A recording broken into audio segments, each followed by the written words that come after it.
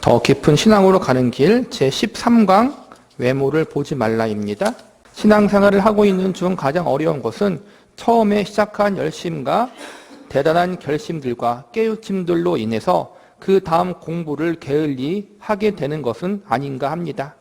우리가 이 자리에 온 것만 해도 칭찬받을 만한 일이고 실제로 다른 사람보다 훨씬 낫기 때문에 이 자리에 나온 것입니다. 하나님의 은혜를 소홀히 하지 않았고 그 약속하신 것과 요구에 우리가 순종해서 이 자리까지 왔습니다. 그렇다고 해서 예전에 잘한 것으로 오늘을 때울 수는 없습니다. 그것은 어제의 일이고 오늘은 오늘 일이 또 있는 법입니다. 신앙생활의 어려움은 하나님께서 하나님의 영광된 자리까지 우리를 요구하고 계시기 때문에 그동안 아무리 잘한 것이 있어도 그 잘한 것을 꺼내놓고 서로 비교하는 것으로 오늘을 게으름 속에서 보내지 않도록 조심해야 하는 데 있습니다.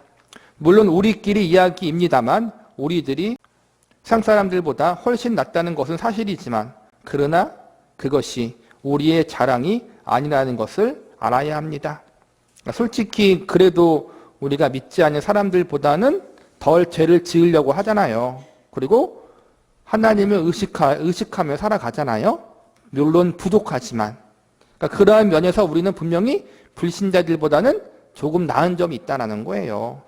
그런데 그게 하나님 앞에 자랑할 것은 아니라는 거예요. 우리는 당신들과 같이 이렇게 안 합니다. 우리는 이런 실수는 안 합니다. 그러라고 하나님께서 교회를 설립하지 않으셨습니다.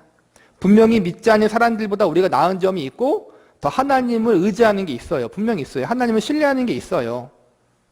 분명히 그래도 다른 게 있다는 거예요. 하지만 우리가 믿지 않는 사람들보다 다르다는 걸 증명하고 드러내고 자랑하기 위해서 하나님이 우리를 부르시고 교회를 세운 건 아니라는 거예요. 우리가 초등학교를 졸업했으면 그 다음에 중학교가 기다리고 있고 중학교를 졸업하면 고등학교 그리고 대학교가 기다리고 있듯이 우리의 다음 단계를 성서가 요구하고 있습니다. 우리는 어느 누구도 그것을 다 이루기까지 뒤의 것을 돌아볼 틈이 없습니다. 바로 이것이 사도 바울의 고백입니다. 뒤의 것을 잊어버리고 부름받은 대로 상급을 향하여 표대를 향하여 오늘의 싸움을 계속해야 합니다. 그래서 이런 영적이고도 현실적 싸움 때문에 우리가 생각하기에 너무 부담되고 너무 빡빡한 신앙생활을 요구받고 있는 것이 아닌가 하는 생각으로 낙심할까 봐 재차 두렵습니다. 그러나 우리들을 부담스럽게 하고 또 이것이 너무한 것이 아니라 하나님께서 우리를 향하여 갖고 계시는 약속들과 복들이 너무나 대단한 것이라는 뜻이지 하나님이 우리를 고단하게 하는 것은 아님을 알아야 합니다. 만일 우리들에게 돈을 준다고 하고 담아갈 것을 들고 오라고 한다면 얼마나 큰 것을 가지고 오겠습니까? 손가방을 갖고 오지는 않을 것입니다. 아마 트럭을, 그것도 8톤 트럭을 끌고 오지 않겠습니까? 하나님께서 우리에게 주시고자 하는 것이 너무나 엄청나기 때문에 우리가 이미 받은 것을 자랑하고 있을 틈이 없다는 것입니다. 물론 이 말은 그것을 안 받은 척하고 있으라는 뜻이 아니라 지금 받은 것을 헤아려 보거나 남들에게 자랑할 틈이 없다는 뜻입니다. 아직도 주시고자 하는 것이 있기 때문에 그 중에 하나가 본문 말씀 야고보서 2장에 나타나는 사람을 외모로 취하지 말라는 이 말씀입니다. 이 말씀은 아주 재밌는 말씀입니다. 나중에 보면 부자라고 해서 대접하지 말고 가난한 사람이라고 업신여기지 말라는 말씀으로 연결이 있는데 그것이 세상 도덕과 윤리적인 차원에서의 요구가 아닙니다. 요즘은 노동자 계급에서의 상당한 분발이 있고 세력이 커져서 있는 사람들의 순환시대라는 말을 농담삼아 하는 이야기를 들었습니다. 그런 차원에서 가난한 사람을 돌아보라는 것이 아닙니다. 옛말에도 가난 구제는 나라님도 못한다라는 말이 있습니다. 이 세상에 존속하는 한 가난에 처한 것, 슬픈 일, 억울한 일이 그치지 않습니다.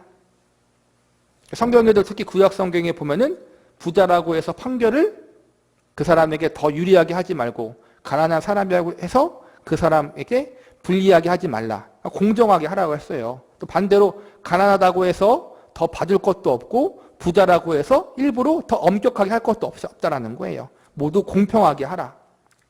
그리고 가난한 사람들을 또 어려운 사람들을 돌아보라. 그런 말씀이 있는데 이 말은 뭐예요? 이 세상에 존재하는 한 가난한 사람도 있고 억울한 일도 있고 또 불의한 일이 있다는 거예요. 하나님이 그것을 없애주는 것이 아니라 그 불의한 세상에서 우리가 살아가야 한다는 거예요. 이게 중요해요.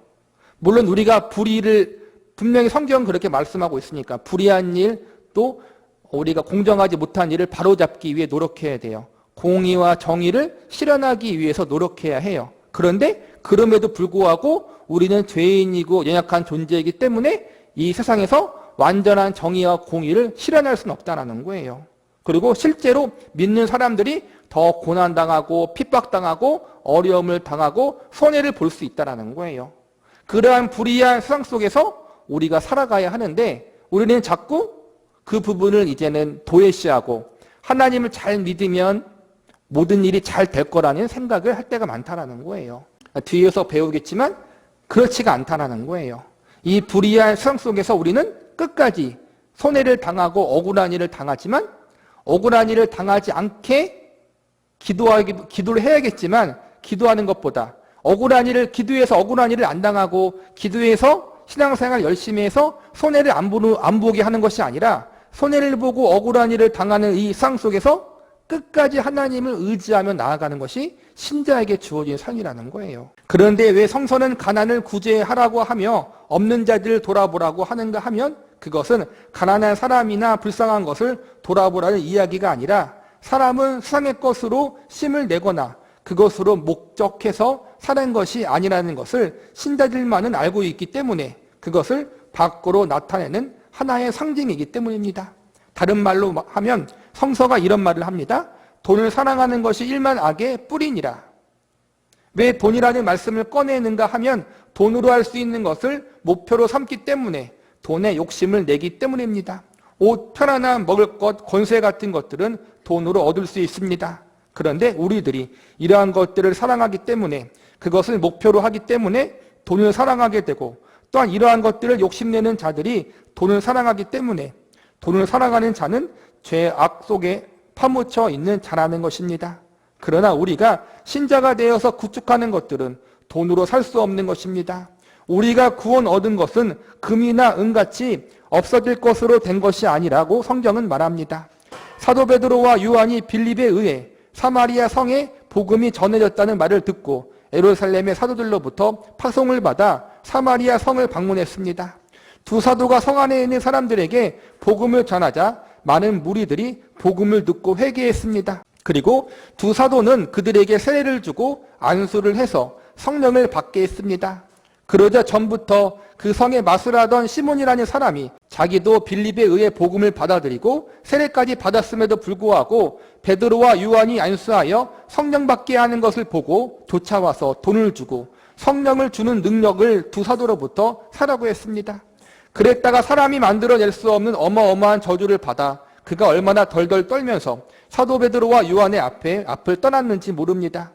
이 일이 제발 내게 하나도 미치지 않게 해주십시오라고 빌 정도였습니다. 우리가 목표로 하고 우리가 욕심내는 것들은 신령한 것들이요 영원한 것들입니다. 그렇기 때문에 사람을 외모로 취하지 말고 권세를 가진 것과 돈을 가진 것에 대하여 아첨하거나 부러워하지 말라는 것입니다.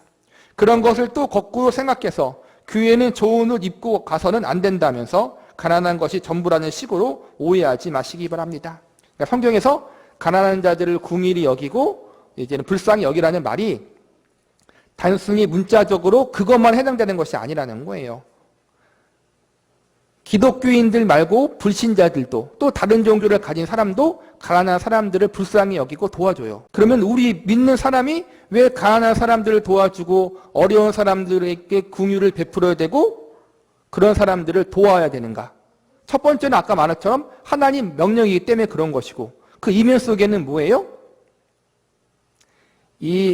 어쨌든 가난한 사람을 돕기 위해서 돈이 소비되고 시간이 소비되고 내 열정이 소비되는 거잖아요. 내가 갖고 있는 열정, 내가 가지고 있는 돈, 내가 가지고 있는 시간, 내가 갖고 있는 세상의 그 어떠한 것들로 인해서 내가 세상을 살아가는 것이 아님을 하나님 앞에 이제는 고백하고 증명하는 거라는 거예요. 그러니까 나의 모든 것의 주인은 하나님이시고 이 모든 것을 하나님이 나에게 맡겨주셨기 때문에 나는 이것을 하나님의 뜻대로 사용한다.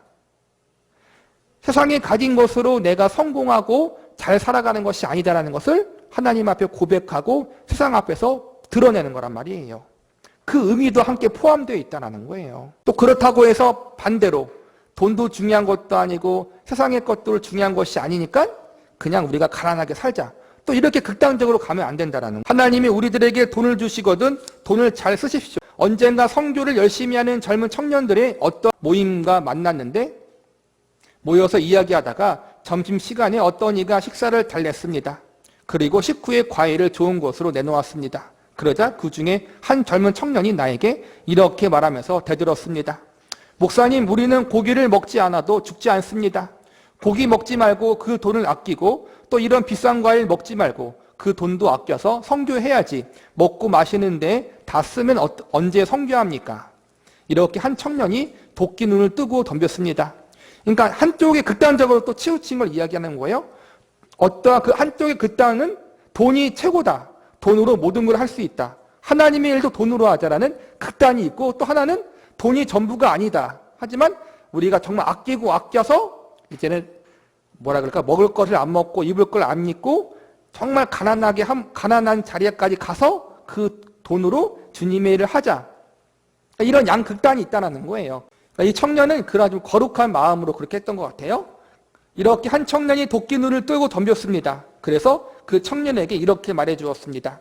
하나님께서 우리에게 오늘 고기를 주시고 이 과일을 주시는 것은 이것 없어도 하나님께서 선교를 충분히 하실 수 있으시며 우리가 선교하겠다라는 기특한 마음을 가진 것을 하나님이 기뻐하셔서 우리에게 지금 주신 상급이니까 감사히 생각하고 처먹도록 하세요.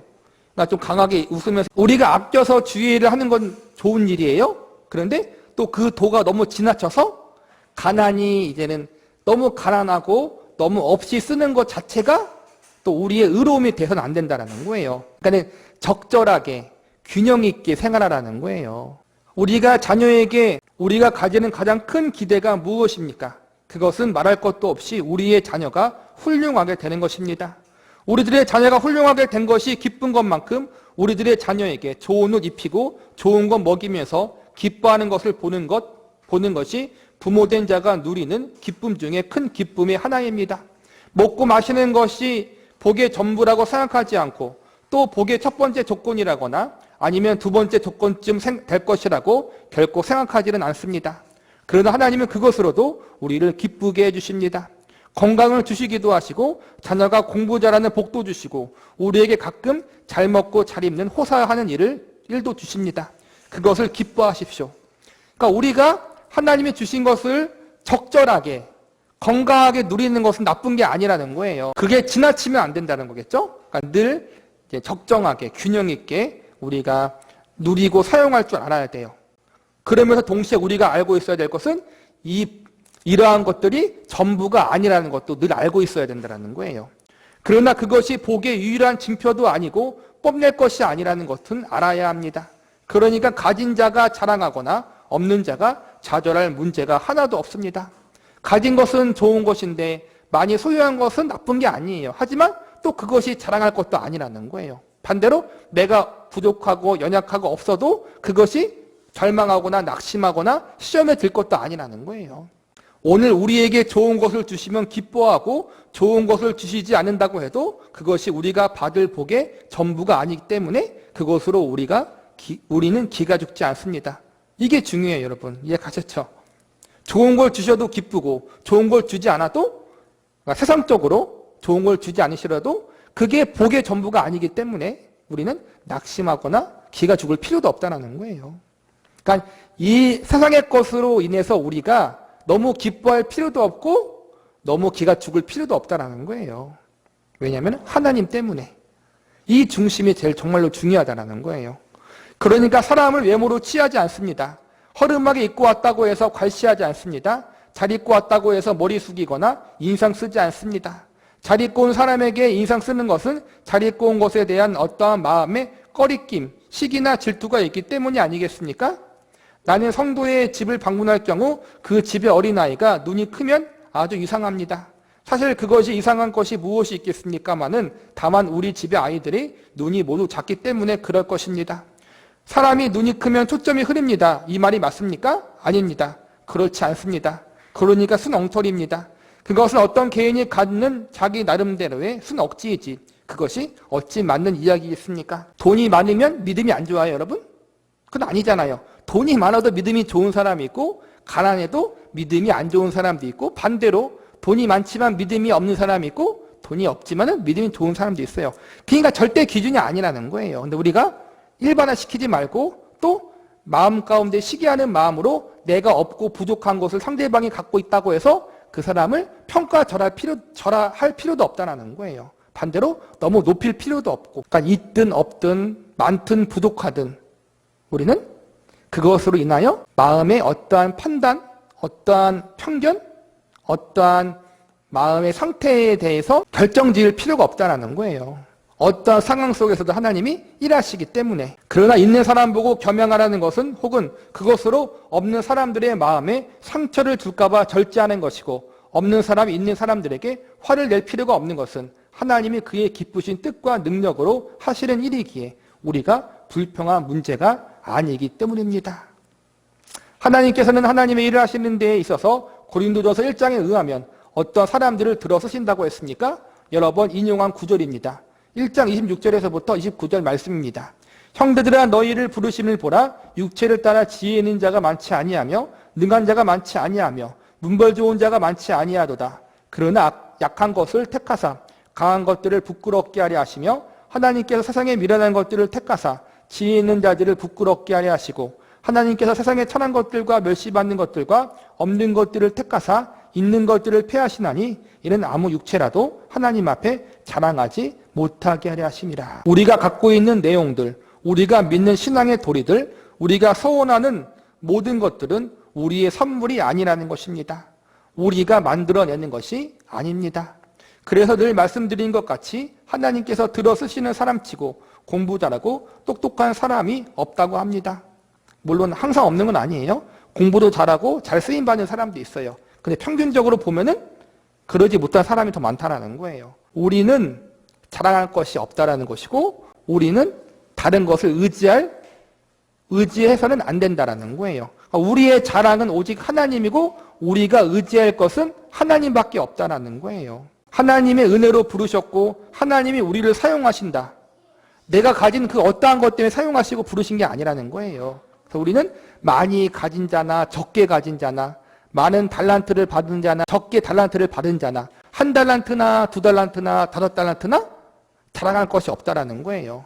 겸손히 그냥 하나님이 맡겨주신 것을 감당하면 되는 것이고 그 가운데 생겨나는 여러 부산물들, 열매들은 하나님께서 은혜로 주신 거기 때문에 내 자랑이 아니라 오직 하나님 자랑만 된다라는 거예요. 외모를 보지 말라는 것은 결국 하나님 외에 세상의 다른 것들이 우리의 자랑이 되거나 우리의 의지가 되면 의지할 것이 되면 안 된다라는 거예요. 마찬가지입니다. 우리는 우리가 만들어낸 것, 세상이 만들어낸 것을 목표로 하거나 내용으로 하지 않아야 할 사람들이기 때문에 세상의 것으로 치장한 것에 대해 흔들리지 말라는 것입니다. 이것이 사람을 외모로 보지 말라는 이유인 것입니다. 그러니까 세상의 것 때문에 우리의 마음이 흔들리거나 교만해지거나 낙심하거나 바뀔 필요가 없다는 거예요. 있으면 있는 대로, 없으면 없는 대로, 많으면 많은 대로, 부족하면 부족한 대로 하나님이 그 상황에 맞게 또 나에게 맞게 하나님이 사용하신다는 거예요. 그렇기 때문에 있는 것이 자랑이 될 수 없고 없는 것이 또 낙심의 이유가 되지 않는다는 거예요. 이게 참 쉬운 말 같지만 어려운 거죠, 여러분. 우리는 환경에 따라 영향을 받잖아요, 늘. 많은 걸 갖고 있으면 좀 어깨가 으쓱하고 우리가 가진 것이 적거나 부족하면은 축 처지잖아요. 자신감이 없잖아요. 이게 우리의 본 모습이에요. 그래서 우리는 늘 뭐예요? 하나님을 의지하며 나아갈 수밖에 없는 사람이라는 거예요. 세상의 것을 의지하며 나아가지 않고 세상의 것을 자랑으로 삼으면 안 된다는 거예요. 우리 중에 누가 세상의 지위가 낮다고 해서 그가 신령한 문제에서 낮은 사람도 아니요.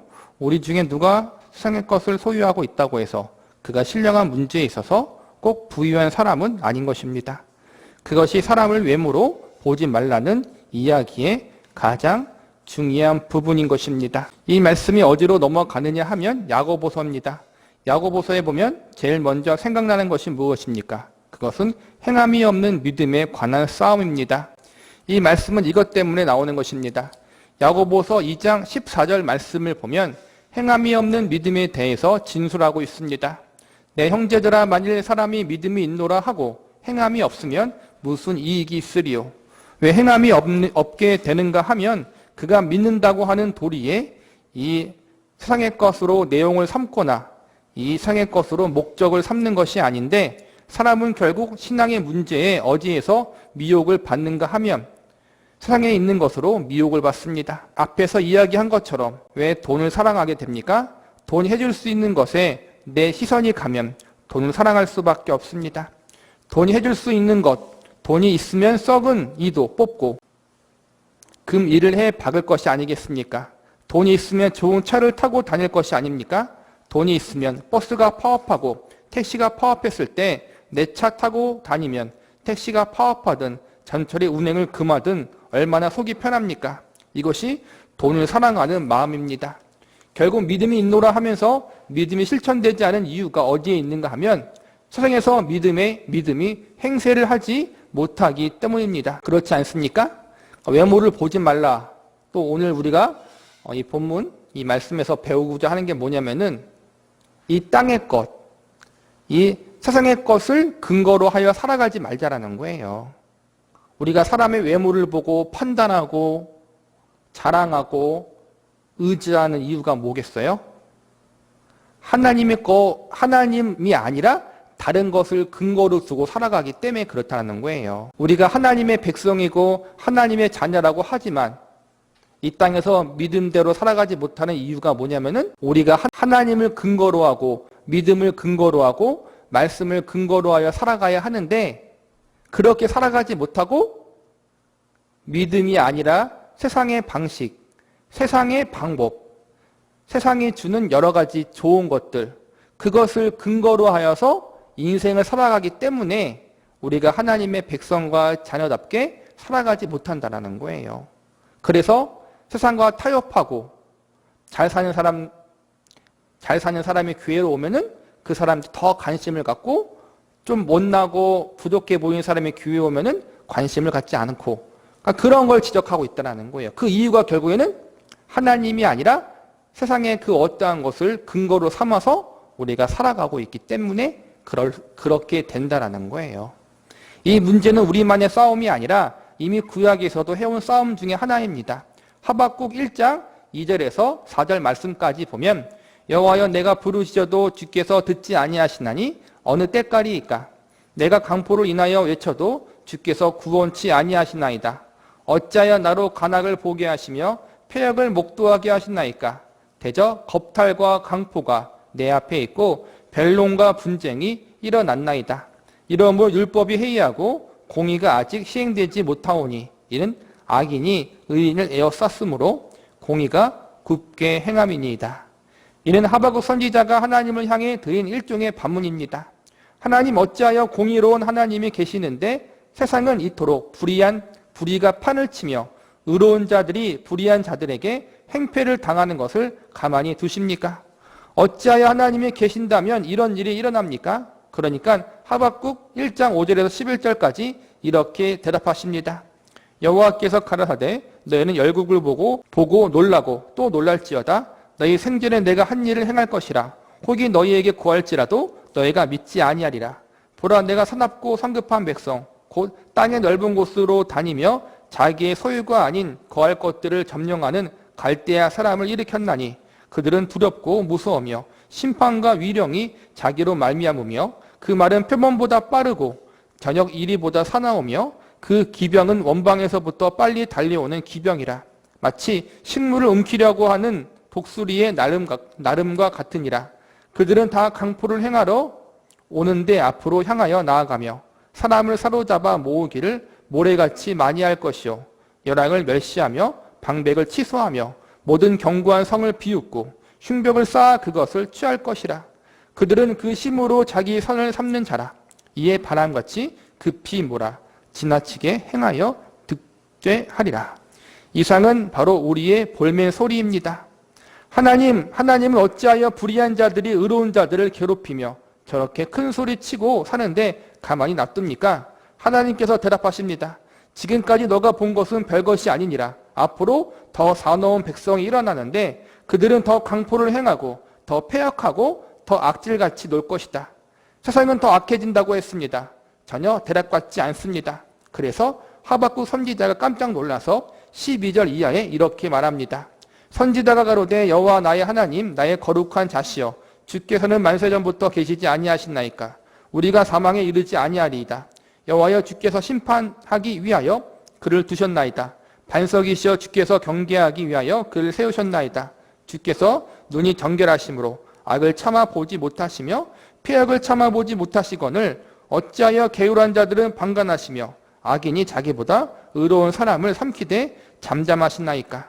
주께서 어찌하여 사람으로 바다에 어족 같게 하시며 주권자 없는 곤충 같게 하시나이까. 그가 낚시로 모두 취하여 군물로 잡으며 초망으로 모으고 인하여 기뻐하고 즐거워하여 그물에 제사하며 초망 앞에 분향하오니 이는 그것을 힘입어 소득이 풍부하고 식물이 풍성케 됨이니이다. 그가 그물을 떨고 연하여 늘 열국으로 살육함이 오르니이까. 하박국 선지자의 계속된 볼멘 소리입니다. 하나님은 어찌하여 그렇게 하십니까? 하나님은 의로우시지 않습니까? 공의로우시지 않습니까? 어찌하여 이렇게 봐두십니까? 이런 편이 어찌 있을 수 있습니까? 이 볼멘 소리에 우리가 너무나 잘 아는 하나님의 칼날 같은 답변이 나옵니다. 2장 4절을 보십시오. 보라, 그의 마음은 교만하여 그의 속에 정직하지 못하니라.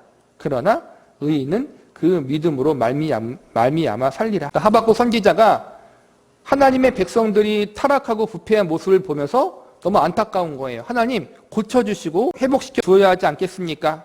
하나님의 백성임에도 불구하고 백성답게 살지 못하는 그들을 하나님 고쳐줘야 하지 않겠습니까? 그들 가운데 있는 재해 주셔야 하지 않겠습니까? 라고 기도하니까 하나님이 바벨론이라는 나라를 일으켜서 이스라엘 백성들을 심판하신다라는 거예요. 근데 또 하박국 선지자가 들으니까는 하나님 백성이 아무리 잘못해도 이방신을 섬기는 이방 나라들보다 낫지 않겠습니까? 왜 하필이면 이방신을 믿는 이방 나라에게 심판을 당하게 하십니까? 왜 그들을 통해서 이들을 고치시려고 하십니까? 또 그게 또 불만이라는 거예요. 하나님이 또 뭐라 그래요? 의인은 그 믿음으로 말미암아 살리라. 또 이게 생뚱맞은 말 같은데 무슨 뜻인지 볼게요. 세상은 악한 것으로 계속 가리라. 그러나 그 나라를 내가 언젠가는 좋은 나라로 만들어 주겠다가 아니라 세상은 패역하고 더 패역하고 악하고 더 악하여 가리라. 그러면 의인은 어떻게 살아야 하느냐? 그러니까 하나님이 이 세상에서 하나님의 정의와 공의를 실현해서 악한 자들을 다 심판해서 완전한 천국 같은 나라를 만들어 주신다는 게 아니에요. 하나님께서 심판하시고 하나님께서 악인들을 멸망시키겠지만 또 다른 악인들이 생겨날 것이고 또 다른 죄인들이 또 득세할 거란 말이에요. 성경의 말씀처럼 세상은 더욱더 악하게 될 거란 말이에요.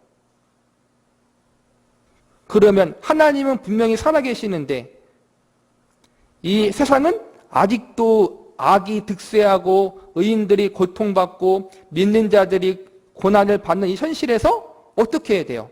우리 생각으로는 하나님이 그 악인들을 다 멸하시고 의인들이 살아야 하는데 여전히 의인들이 핍박받아요. 죄인들이 득세해요. 믿지 않는 자들이 믿는 자들보다 더 잘 돼요. 우리는 어떻게 해야 돼요? 그러면은 믿음으로 살라는 거예요. 그 현실 속에서 내가 바라는 정의가 이 땅에서 실현되지 않더라도 믿음의 사람들이 여전히 고통받고 어려움을 당할지라도 여전히 하나님을 바라보고 믿음으로 살아야 된다는 거예요. 하나님은 해답을 이야기해 주시는 것이 아니라 이 해답 없는 답 없는 이 땅 가운데에서 믿는 자가 어떻게 살아야 할지를 알려주고 있다는 거예요. 즉 세상을 근거로 하여 살아가지 말라는 거예요. 끝까지 믿음으로 살라는 거예요. 의인은 믿음으로 살리라. 바로 이 말씀이 하나님의 답변이십니다. 환경과 조건의 개선으로 살지 않고 믿음으로 살리라라고 하십니다. 그러면 무슨 약속이 없는 셈입니까? 너가 나에게 지금 항변한 것 같이 의인들이 대접받고 편안하고 불의한 자들이 무릎을 꿇는 것으로 너희를 살게 하는 것이 아니라 세상은 불의한 자들이 득세하고 기고만장하고 권세 잡은 자리로 가고 그러면 의인은요? 의인은 믿음으로 살아야 한다. 왜 이런 일이 벌어질까요? 우리의 신앙 중에 가장 넘어서기 어려운 문턱이 있다면 바로 이것입니다. 왜 예수님을 열심히 믿고 선하게 살고 의롭게 사는데 점점 살기가 더 힘들어지는가? 이런 항변이 모든 신자에게 있습니다. 그러나 늘 말씀드린 것과 같이 예수님 믿고 3년 동안 행복하면 오래 행복한 것입니다. 안 하던 봉사하고 안 하던 기도하고 안 하던 말씀 공부하면 신앙이 좋아지는 것은 사실인데 사는 것은 점점 더 어려워집니다. 공부 잘하던 아이도 갑자기 안 하고 말 잘 듣던 남편도 갑자기 말 안 듣고 이상하게 되는 일이 없습니다. 그럼에도 불구하고 의인은 믿음으로 살도록 되어 있습니다. 여기에 아주 큰 비밀이 있습니다. 그러니까 의인은 믿음으로 살라는 의미가 여기 있다는 거예요. 믿음으로 살면은 모든 것이 잘 된다라는 것이 아니에요. 모든 게 잘 되면은 믿음이 필요 없잖아요. 사실은 잘 되는데. 그 믿음이 어떻게 필요한 거예요? 모든 일이 안 되기 때문에 믿음이 필요하다는 거예요. 모든 일이 안 되는 그 상황 가운데에서 내가 믿음으로 살려고 발버둥 치고 있는 상황 가운데에서 어렵고 고난이 오고 실패가 겪어지고 주변에서 고통들이 생긴단 말이에요. 그럼 어떻게 해야 돼요, 우리가? 복받기 위해서 또 뭘 해야 되는 거예요? 작정해야 되는 거예요? 헌신해야 된다는 거예요? 그게 아니라는 거예요. 그 상황 속에서 여전히 하나님을 근거로 해서 믿음으로 살라는 거예요. 그게 우리에게 주어진 소명이라는 거예요. 우리가 지금 쌓아 나아가려고 하는 것, 우리가 도달하려고 하는 목표는 세상의 것으로 도무지 도움을 받지 못하고 권세를 가지고 이익을 보지 못합니다. 세상의 안일과 평안과 자랑이 이 일에 도무지 도움되지 않은 길입니다. 정말 그렇게 믿기 때문에 우리들은 이 자리에 있는 것입니다. 그러면 어떻게 해야 합니까? 이런 것들을 좇지 마십시오. 세상의 자랑을 위하여 돈을 좇지 말고 우리의 행복을 위하여 절대 세상을 좇지 말아야 합니다. 사람에게 가서 아첨을 떠는 가장 큰 이유가 무엇입니까? 그 사람으로 인해서 이익을 볼 때가 있을 것이기 때문입니다. 돈을 얻기 위해서, 권세를 얻기 위해서, 어떤 자리를 얻어내기 위하여 우리는 사람을 만나고 사람에게 굽실거리고 어떤 일을 도모하려고 드는 것입니다. 바로 여기에 손을 다 떼라는 이야기가 결국 사람을 외모로 취하지 말라는 이야기 속에 감춰 있는 근본적인 사상인 것입니다. 우리들이 제일 많이 노력해야 할 것은 하나님께 매어 달리는 것입니다. 우리들의 신령한 영역이 기르기 위하여 하나님 앞에 나오며 구하며 말씀을 상고하고 거기에 도움되는 사람들과 친하시기 바랍니다. 복받기 위해 노력하는 것이 아니라 내가 믿음대로 살려고 하면 더 고난받고 핍박받는 이 세상에서 내가 열심히 신앙생활해도 변치 않는 현실, 어려운 환경이 변치 않는단 말이에요. 그 현실 속에서 끝까지 하나님을 근거로 하여 살려기 위해서 하나님을 더 의지하고 강구해야 된다는 거예요. 하나님께 매달려야 한다는 거예요. 끝까지 믿음대로 살기 위해서. 그러기 위해서는 기도도 하고 하나님 앞에 나오고 말씀도 붙들어야 되고 또 이제는 같은 믿음의 길을 가는 이제 성도들과 형제들과 함께 그 길을 가야 하는 것도 또 우리에게 필요하다는 거예요.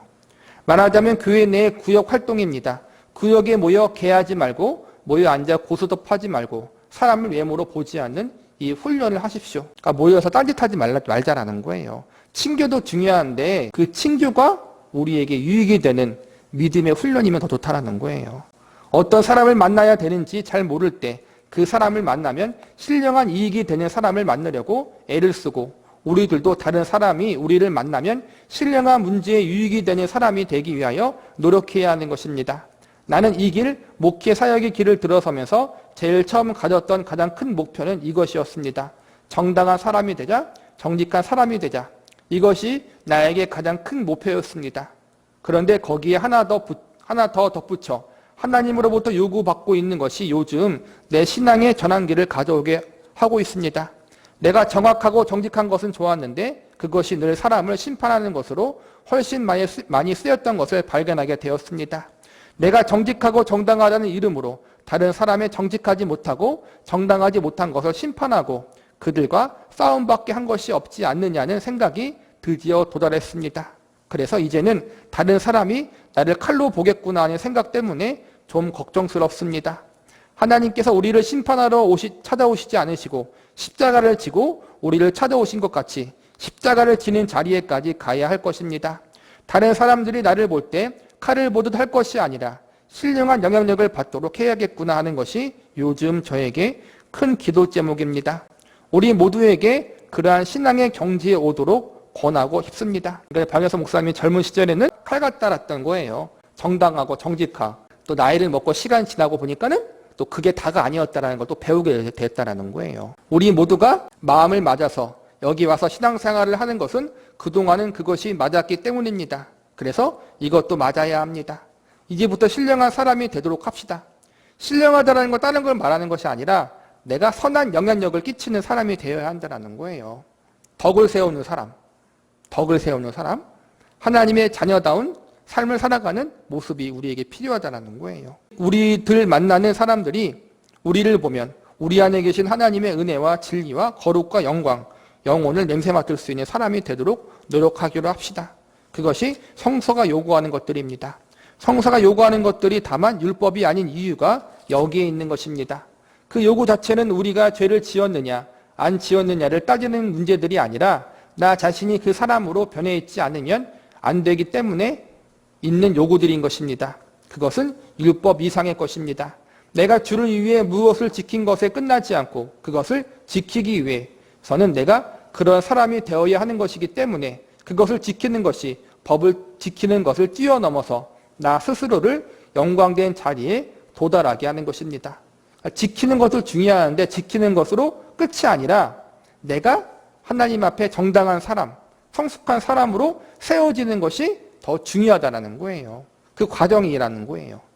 기도하라고 하면 기도하는 것이 명령이고 그것을 지켜야 하는 일일 뿐 아니라 기도를 함으로써 내가 기도하는 사람으로 하나님의 마음을 품게 되고 거룩함과 영광의 자리에 진일보하는 신령한 사람으로서의 성숙을 가져오기 때문에 그것 자체가 복인 것입니다.